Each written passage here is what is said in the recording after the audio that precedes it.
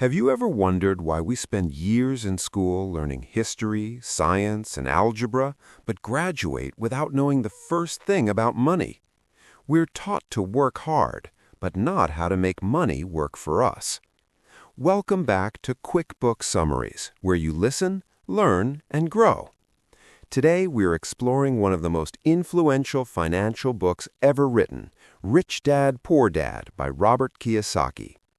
This isn't just a finance book. It is the story of two fathers and the very different legacies they left behind.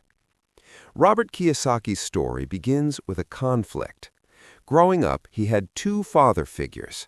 The first was his biological father, whom he calls Poor Dad. He was highly educated, held a PhD, and worked a stable government job.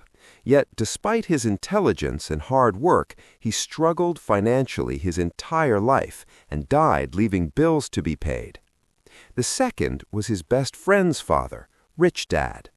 This man never finished the 8th grade, yet he became one of the richest men in Hawaii, leaving tens of millions of dollars to his family and charities. Why the difference? It came down to their mindset. Poor Dad would say the love of money is the root of all evil. Rich Dad would say the lack of money is the root of all evil. At the age of 9, Robert decided to stop listening to his educated dad about money and start listening to the rich dad. Here are the 6 major lessons he learned and the stories behind them. Lesson number 1. The rich don't work for money. Most people are trapped in the rat race, a cycle of getting up, going to work, paying bills, and repeating it all over again, driven by the fear of not having money. Rich Dad didn't just explain it, he forced Robert to live it. When Robert was 9, he agreed to work for Rich Dad for 10 cents an hour. It was miserable work, and he wanted to quit. Rich Dad then offered a new deal. Robert would work for free. Why? To force his brain to see opportunities he missed while focused on a paycheck. Working for free, Robert and his friend Mike noticed the store threw away comic books when they became old. They asked to keep them and opened a comic book library in Mike's basement. They charged kids 10 cents admission to read as many comics as they wanted in 2 hours. They made $9.50 a week without physically doing the work themselves. They hired Mike's sister to manage it. They had built an asset that worked for them. This brings us to lesson number 2, financial literacy. Kiyosaki says it doesn't matter how much money you make, it matters how much you keep. To do that, you must know the difference between an asset and a liability. The rule is simple. An asset puts money in your pocket. A liability takes money out of your pocket. The poor and middle class acquire liabilities they think are assets. The most famous example? Your house. Most people believe their home is their greatest asset, but Robert argues that a house is a liability because it takes money out of your pocket for 30 years through mortgages, taxes, and insurance. Rich Dad taught that you should buy assets like rental properties or stocks that generate enough cash flow to pay for your luxuries and liabilities, rather than paying for them with your salary. Lesson 3 is mind your own business. This doesn't mean don't be nosy. It means knowing the difference between your profession and your business. Your profession is what you do 9 to 5. Your business is your asset column. To illustrate this, Kiyosaki tells the story of Ray Kroc, the founder of McDonald's. Ray Kroc once asked a class of MBA students, "What business am I in?" Everyone laughed and said, "The hamburger business." Ray chuckled and said, "No, my business is real estate." He explained that while his profession was selling burger franchises, his business was owning the land under those franchises. Today, McDonald's is one of the largest real estate owners in the world. The lesson?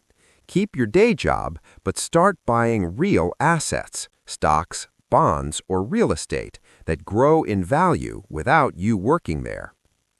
Lesson 4 involves the legal secrets of the rich, using corporations.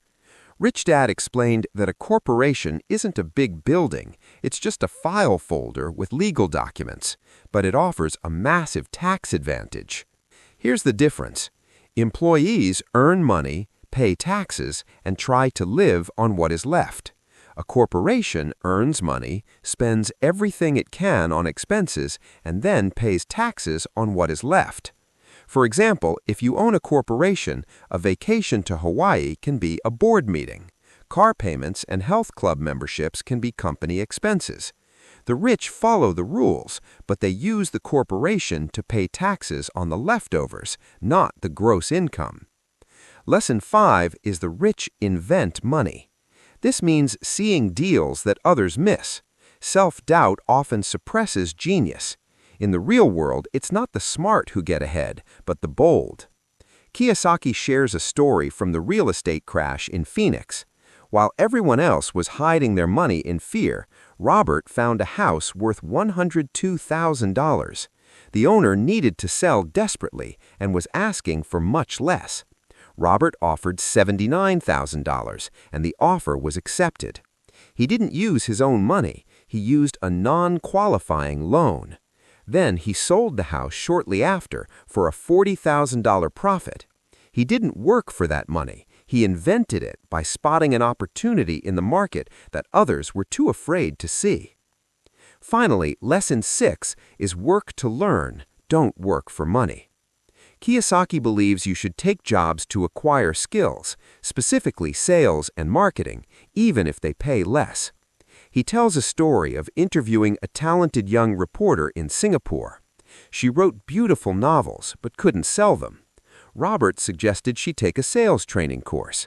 She was offended. She said, "I am a professional writer, not a salesperson." Robert gently pointed to one of his own books. The cover said best-selling author, not best writing author. He admitted he was a terrible writer, but a great salesman. She was a great writer, but a terrible salesperson. The lesson?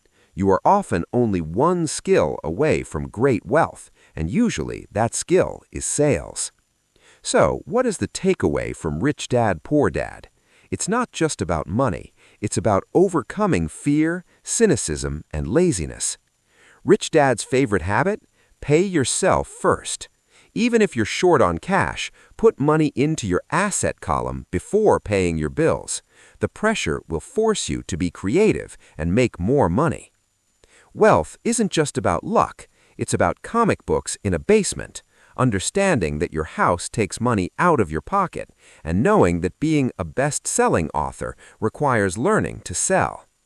Thank you for listening to this episode of Quick Book Summaries, where you listen, learn, and grow. If you enjoyed these stories, please subscribe and share them with a friend who needs to hear this.